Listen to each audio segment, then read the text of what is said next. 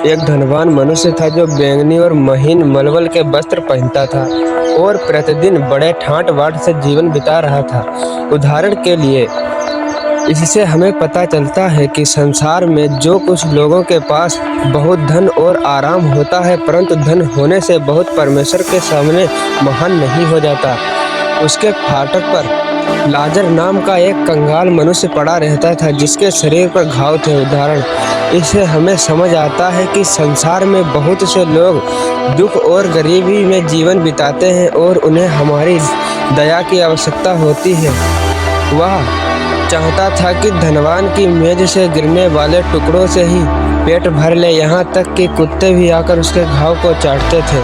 उदाहरण के लिए यह हमें सिखाता है कि हमें ज़रूरतमंद लोगों को अनदेखा नहीं करना चाहिए, बल्कि उनकी सहायता करनी चाहिए। कुछ समय बाद वह कंगाल मर गया और स्वर्गदूत उसे अब्राहम की गोद में ले गए। उदाहरण के लिए इससे हमें सीख मिलती है कि परमेश्वर गरीब और दुखी लोगों को देखते हैं और उनके साथ न्याय करते हैं। धनवान भी मर गया और उसे दफनाया गया। वह पीड़ा के स्थान में था और उसने दूर से अब्राहम और उसकी गोद में लाजर को देखा। उदाहरण के लिए यह हमें बताता है कि मनुष्य के कर्मों का परिणाम अवश्य मिलता है। तब उसने पुकार कर कहा, हे पिता अब्राहम, मुझ पर दया कीजिए और लाजर को भेजिए कि वह अपनी उंगली पानी में डुबोकर मेरी जीभ को ठंडा करे, क्योंकि मैं बहुत पीड़ा में हूँ। उदाहरण इससे हमें समझ आता है कि जब मनुष्य जीवन में दूसरों पर दया नहीं करता तो बाद में पछताना पड़ सकता है, परंतु उत्तर मिला कि अब यहाँ से वहाँ जाना संभव नहीं है। उदाहरण के लिए इससे हमें यह शिक्षा मिलती है कि हमें अपने